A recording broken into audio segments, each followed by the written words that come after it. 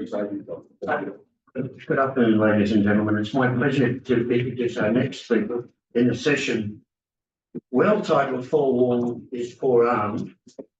Dr. David Schaefer has been at that marvellous academic institution in the UK for quite some time, King's College. A great place for scholarship, much of which is related to the military. For example, they have a great concentration on military ethics, apart from intelligence. He had the particular job there of as the postgraduate coordinator for the King's College area on the study of intelligence. His background earlier than that had been as a research fellow at Ormond College here in Melbourne. But he's come back to Australia to our benefit, where he lectures at the National Security College at the Australian National University. But he balances that to keep one foot firmly on the ground, or perhaps two, while living in Melbourne. David Schaefer.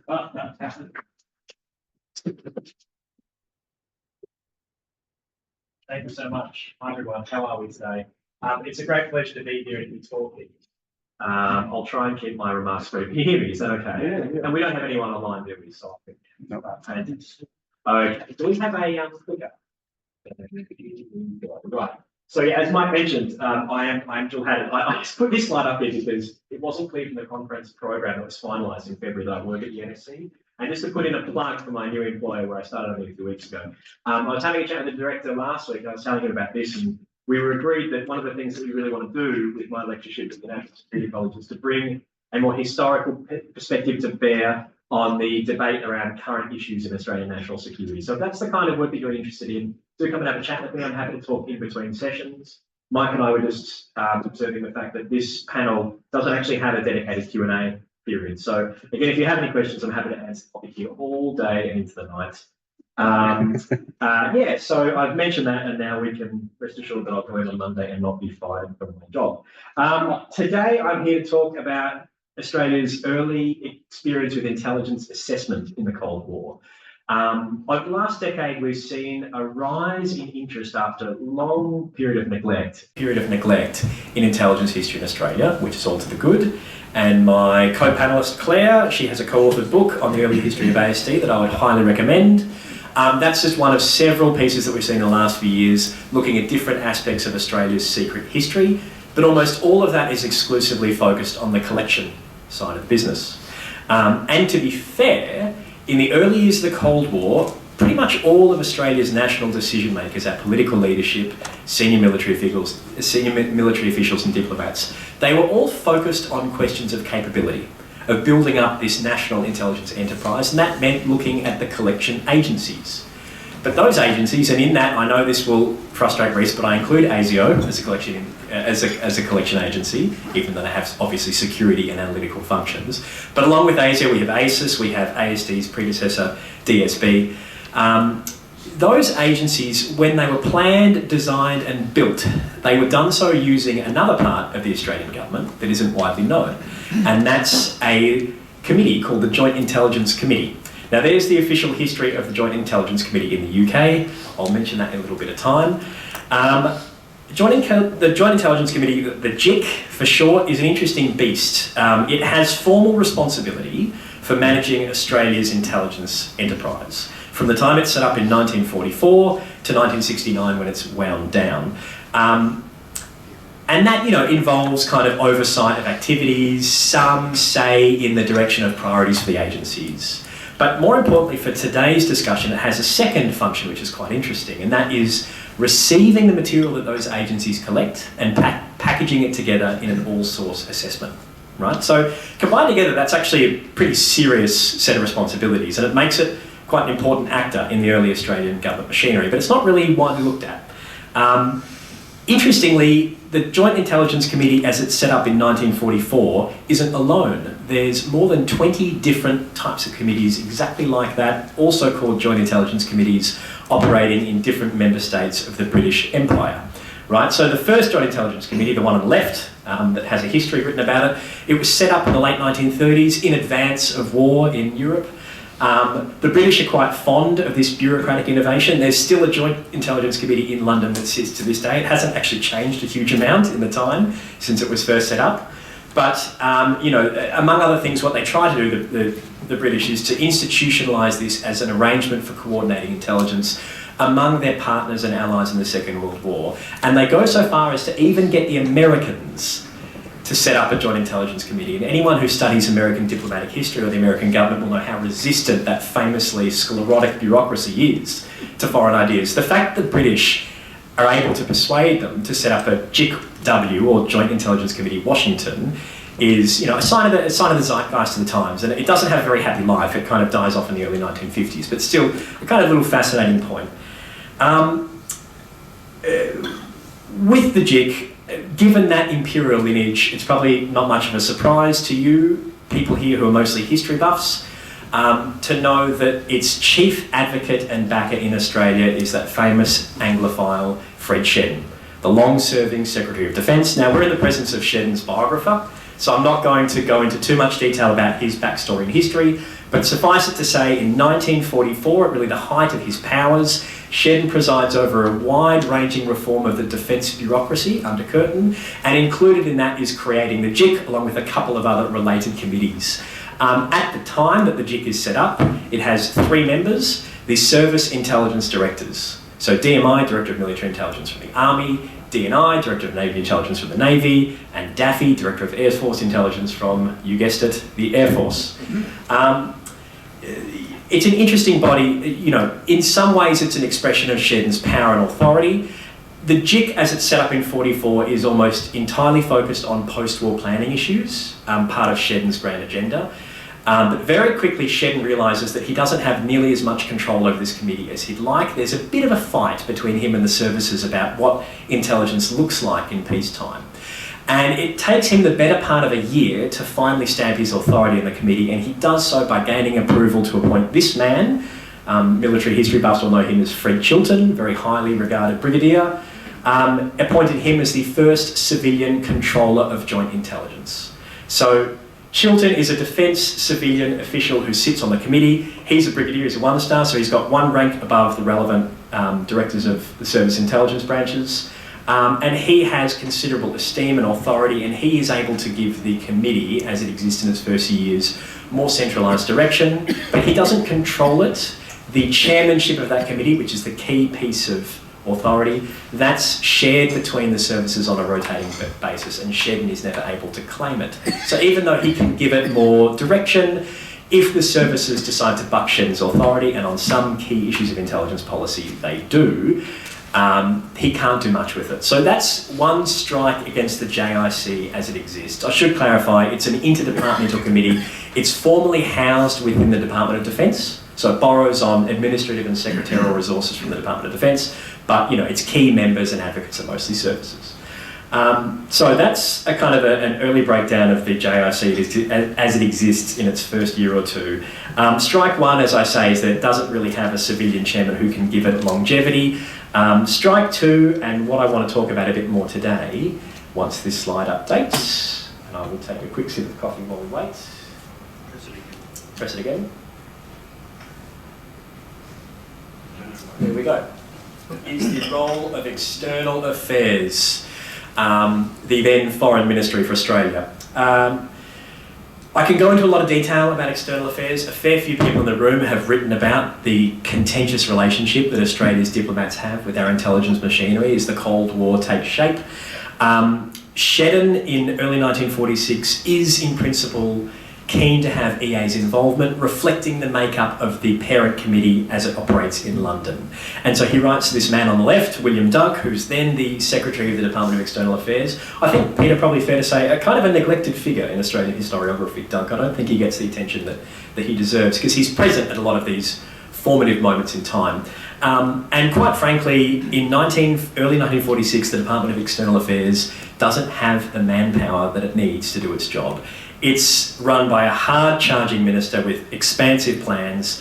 There's clearly a nation-building sense of having to expand Australia's diplomatic interests and our presence abroad, and that means that there just aren't enough staff to go around. So there's the introduction of a cadet scheme that takes place, But that will take years to bear fruit, and in the meantime, Dunk has to make do with what he can. So the JIC, being an interdepartmental committee sitting in Melbourne, wants a representative from the Canberra office.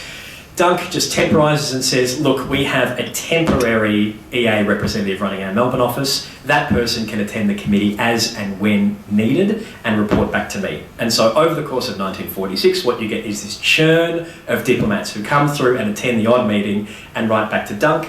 And Dunk is actually the person who's, when he does decide to, making EA policy on intelligence issues as they come before the committee. He's kind of receiving it by himself in his office in Canberra, cabling back instructions to his man in Melbourne, and they're all men, and they go in and then represent Dunk's case. So that's probably the best you could expect from EA at the time, but over the long term, bureaucratically, it causes a major issue for the way that our intelligence community functions in the Cold War, because it doesn't institutionalise an EA position on a lot of key early intelligence developments. And that doesn't really matter while Dunk's in control and micromanaging. But he departs the scene in 1947, is replaced by a young man on the right, who most of you, I'm assuming, will be familiar with, Dr. John Burton, a kind of trailblazing radical thinker with very big picture ideas about what Australian foreign policy would look like. And that means, among other things, not much of a sympathy towards ideas of intelligence or secret matters of state. Famously, when Burton is first appointed secretary, and I'd be interested if anyone's heard this story, his first day in the office, he goes in, he's given keys to a safe that Dunk kept in the secretary's office. And he goes over the safe and he opens it up, and in the safe is one document, and it's a list of names of intelligence officers. And he looks at it and he says, what is this? And he goes around and he asks people, and no one in the department can tell him. The few people who were represented by EA on the JIC are either not there or appointed abroad on diplomatic posts, rotating through the system. Dunk's nowhere to be seen, and so Burton is kind of forced to make up intelligence policy on the hop, and being someone who's very strong-willed and quite sure of himself, and also not particularly keen on, as I say, clandestine matters of state, very quickly comes to quite a critical and indeed conspiratorial view on things. He later refers to this list of intelligence officers and describes them as the gnomes of Melbourne. Gnomes of Melbourne because they shy away from light and they do all of their work in the evening in the dark, right? Now, the gnomes of Melbourne, not many people know this, but the gnomes is actually the list of the JIC members. That's what he has in front of him, and you know, that is a kind of interpretation of the early intelligence establishment and as it was set up under Shedden and Chilton in Melbourne that has stuck. Burton kind of publicly aired these grievances in the 1970s during the Whitlam government, and it's an image that's quite difficult to dislodge. But the truth is, if you look at the activities of the JIC and its personalities, and I have looked in detail at all of them, that doesn't quite give the right depiction of their power. I mean, you know, putting aside the kind of the pejorative connotation of gnomes, the truth is most of the people who are serving on the JIC aren't professional intelligence officers. Most of them don't have much long-term interest in intelligence. They are also, in their own way, cycling through these postings, and often they're just waiting to try and get an operational command because that's more prestigious. Right, so most of these senior officers in the Australian military in the 40s and the 50s have a profound appreciation for the difference that intelligence can make in battles as a war-winning capability. But that doesn't necessarily mean that they're very good at taking that wartime experience and figuring out what it means for a peacetime intelligence contest, which is, as I think we can all agree, what the Cold War fundamentally is, right? Of those gnomes who are on the JIC, really only one person stands out in this early history as someone who's really engaged with their job and doing something more than just reacting to events as they arise before the committee. And that is this man here. I've tried to get a young photo of him. We'll press one more time. On the left, Charles Spry, Colonel. He's appointed DMI, Director of Military Intelligence, in, I believe, May of 1946. So he's in office in that position about a year before Burton comes along the scene. He also doesn't have a background in intelligence, but I think most of you will be familiar with his later career as the Director General of ASIO. I'm hoping Reece will talk a little bit about him tomorrow.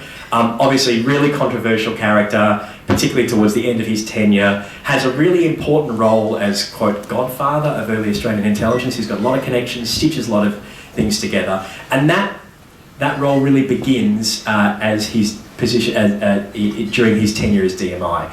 He's quite a good committee member. I can't tell you the amount of times I've read committee minutes that end with, this action needs to be taken, Daffy says he doesn't have the resources, DNI isn't interested. After much discussion, DMI has volunteered to take this task on and deliver it. And sure enough, Spry is a quite proactive, engaged member of the committee, and he does a lot to professionalise its activity. So even though he isn't, I believe, usually chairman of the committee, in substance he's kind of its natural leader, and that's one of the things that causes tension between him and Burton. He is the chief gnome, as it were.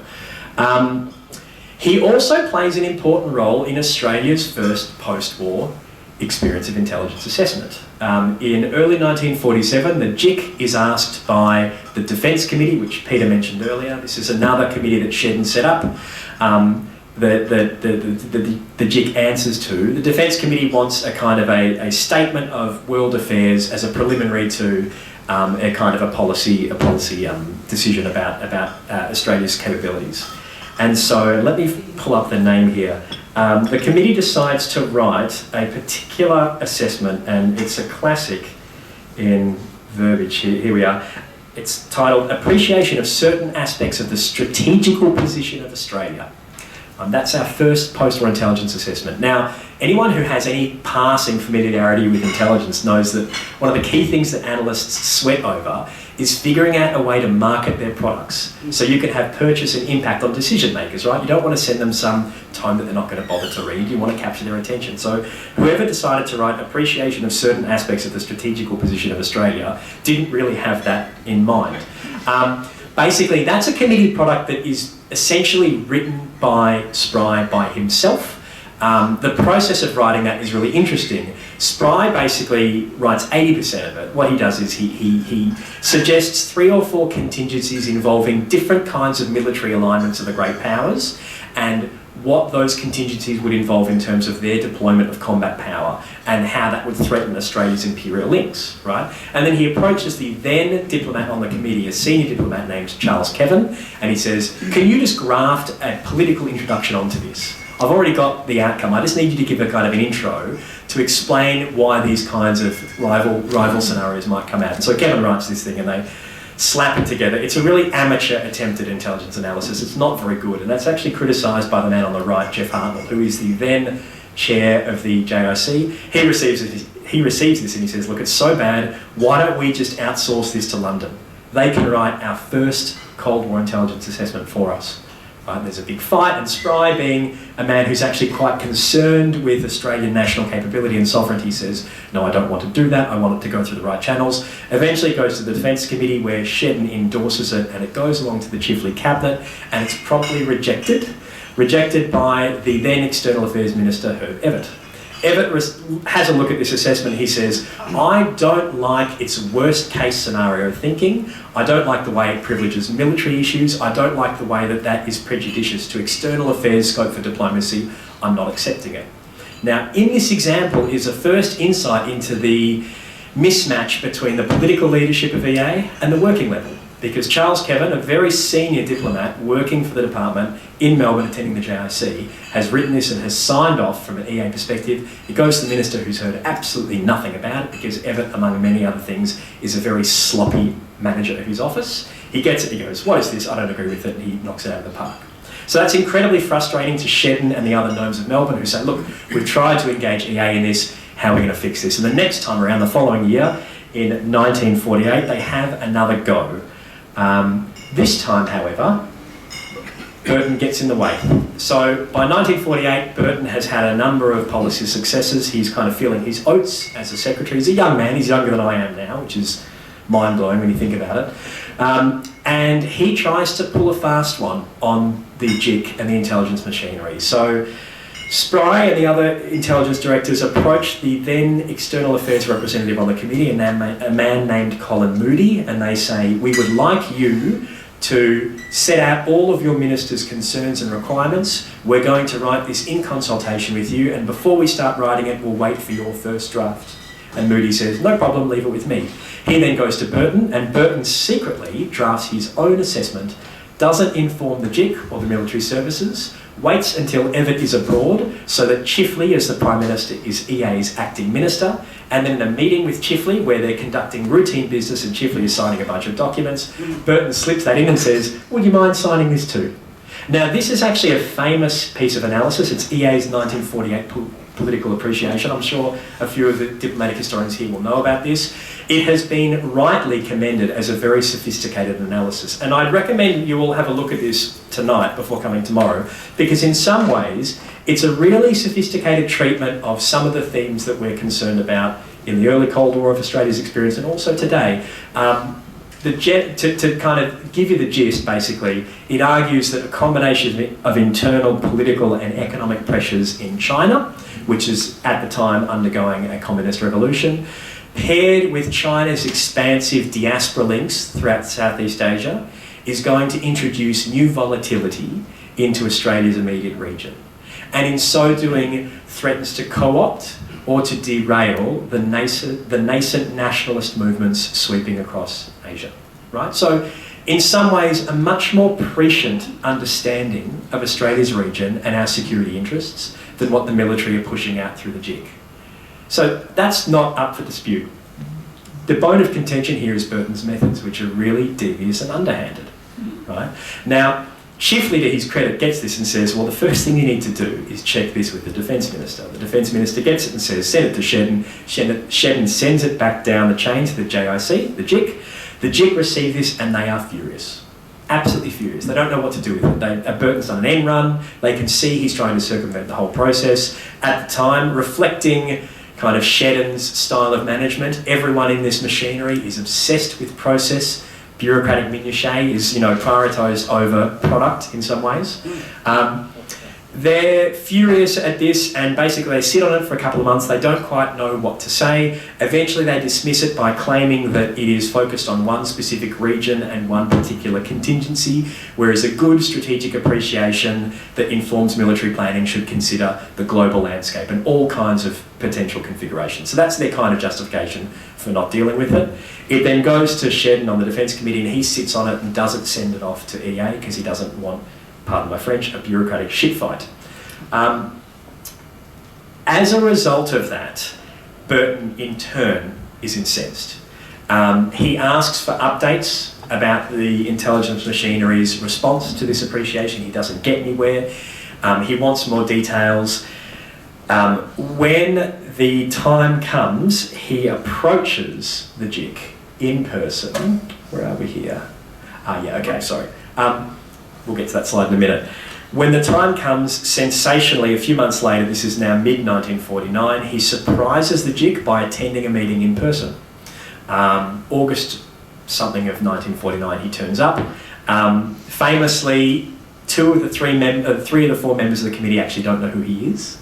Spry is there in his guise as DMI and he passes a note to the chairman and says, that's John Burton. And this young EA diplomat stands up and Burton picks up a report that the committee are debating, which is a report assessing the security risks posed by pen friends between young Australians and young members of the Soviet Union, right? I know, it's absurd.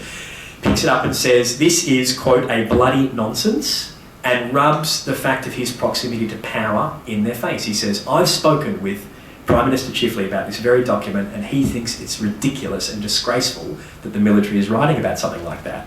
And to be fair, he's not entirely wrong, in part because he's so obstructive. The JIC isn't really looking at key issues of analysis. It's not thinking about Australia's place in the Cold War. It's diverted into these kind of little, waste of time bureaucratic issues that really should be delegated to people who aren't the directors of their respective intelligence branches. But again, with Burton, you've got to look at the process.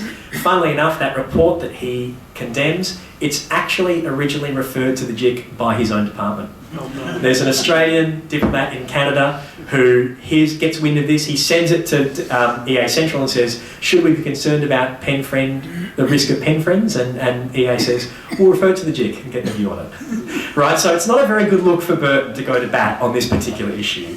And that's pointed out to him, and he's not very happy that it's pointed out. Following that meeting, Burton, his relationship with the Gnomes of Melbourne fundamentally breaks down. He orders his representative on the committee, Colin Moody, to not attend and not cooperate with the JIC anymore. And for the better half of a year and a half, there's basically no interaction between EA and defence over matters of intelligence. And that is an absolute disaster for Australia, because during this key year of the Cold War, a number of things are taking place. I've got there just an excerpt from the Defence Committee basically saying, following the fall of Nanjing, this is very serious now, the deterioration of security in China, and we are going to give all authority for the Joint Intelligence Bureau, which is a kind of an analytical agency in defence, and DSB, the codebreakers, the SIGINTers, to be fully staffed and completed with the least possible delay. So these people are gearing up for intelligence support to what they think is a Third World War.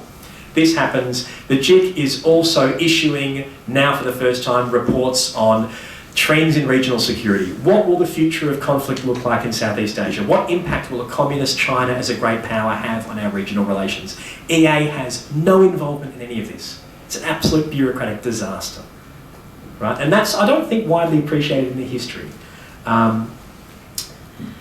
It gets to the point where things are so bad that basically, I'll come to this quote in a minute. I want to exaggerate, sometimes I struggle to underscore how fundamentally egregious this kind of lack of cooperation between these agencies is.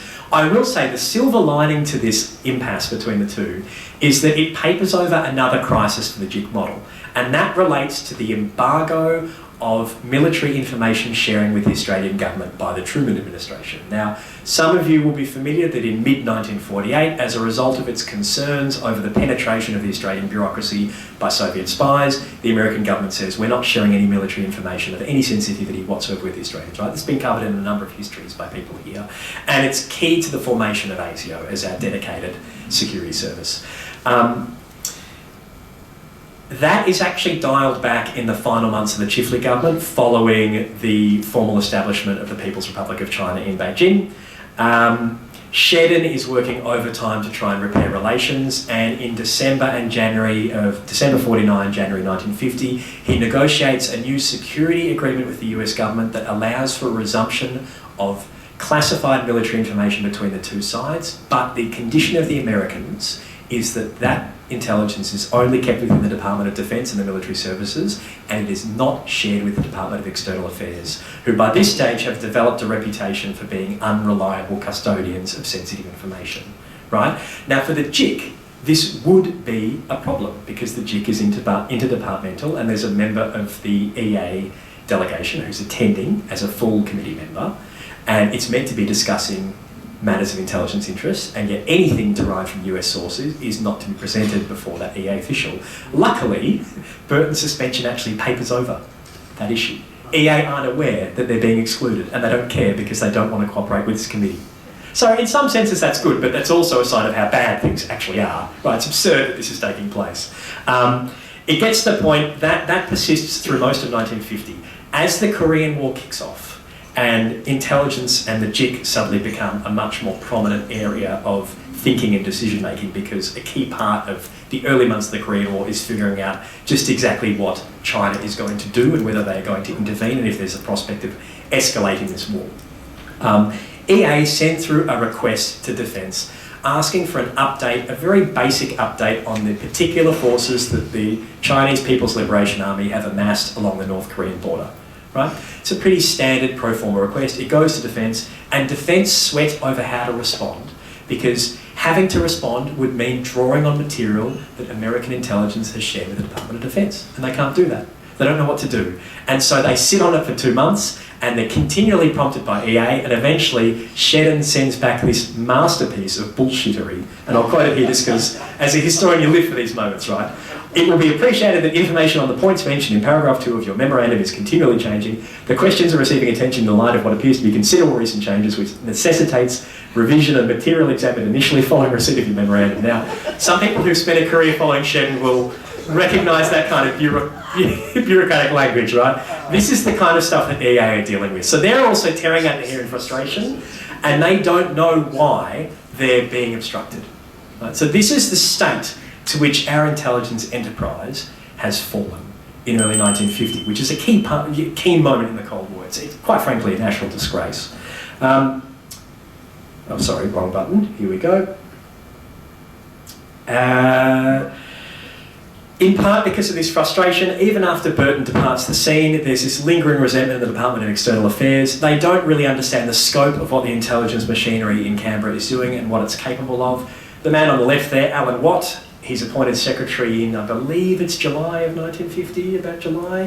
He comes into office, again on his first day in office, he's briefed on the state of relations with defence and on the poor, the poor lack of cooperation over intelligence. Shedden prompts Watt and says, can you please send a man, and again it's a man, not a woman, a man down here to help us at the JIC. We want external affairs involvement. And they're trying to figure out a way to basically compartmentalise that representative from the huge flow of American intelligence that the JIC is digesting. Watt sits on it for 4 months. Doesn't do anything, right? It's not a priority for external affairs. They're focused on pursuing ANZUS. They've got another hard-charging minister who's grand ambitions for reconfiguring the Pacific. He's a hard-pressed secretary and he doesn't have the people. So I don't think you can just explain away this kind of EA indifference to intelligence as a single product of John Burton's psychosis. There's a lot more going on here. The man on the right there receiving honours from the Governor-General, that's Alan Eastman, another long-serving EA officer. He is eventually selected as EA's liaison for intelligence in Melbourne in August of 1950, doesn't ever attend a single meeting of the JIC, and in late October, the same month that the Chinese armies sweep across the North Korean border and escalate the Korean War into the most serious conflict, a hot war between great powers, the Cold War, Alan Eastman is reposted to London to attend the Imperial Defence College. So again, JIC is operating without any EA involvement whatsoever. Finally, there's one little fillip that's quite interesting that I want to draw attention to. Shedden and his people think that they are effectively keeping sensitive intelligence material from defence. They don't actually realise that's not the case. EA have their own backdoor into regional intelligence, and this isn't something that anyone knows. But defence monopolise their liaison relationships in Washington and in London and in Japan, which allows them to make sure that EA doesn't have access to any of the intelligence shared by their traditional allies, the UK and the US.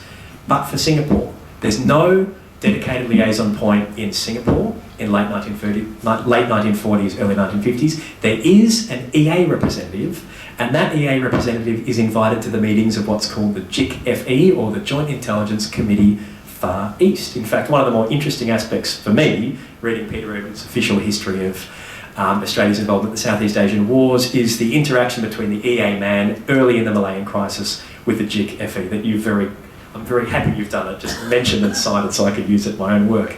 The British aren't as concerned about sensitivities of the Americans as Fred Shedden is. So after Shedden repairs the relationship in late 1949, without seeking authority from the Department of Defence, the British say to their local EA man, you can come to our meetings and we'll give you the copies of intelligence that we're receiving from the Americans. So EA actually have a back door into some of this intelligence. They're reading some of the reports that Defence think they're withholding from EA, and I've read their comments on all that material, and it is much more sophisticated than what the JIC is saying. Just 30 seconds, that's okay.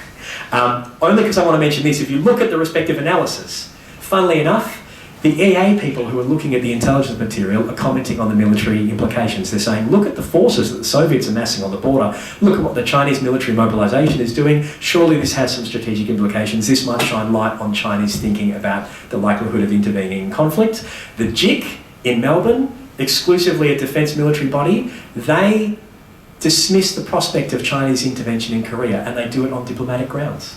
They say, China's not going to risk its hope of securing a UN Security Council seat by intervening in the conflict. So these are professional military officers speculating on diplomatic issues because they don't have a diplomat present. So I think that nicely captures how absurd our early intelligence arrangements are and how much work there was to fix. And my final point that I'll just make is that work of fixing these issues took a very long time. There is some degree of relaxation. EA, some senior members of EA from 52, 53 are cleared to receive defence intelligence. They begin sending a man more regularly down to Melbourne, but quite truthfully, it isn't really rectified until the early 1960s, and even at that stage, the intelligence machinery is still largely a foreign entity to EA and they can never really get their heads around it. So that key diplomatic political expertise that should be the source of a lot of our intelligence assessments is lost, and I think, and we can talk about this between the sessions, I think it's a key aspect of framing Australia's decision to get involved in these regional wars and some of the reasons why our thinking about regional security was so poor. And I'll leave it there. Thank you very much.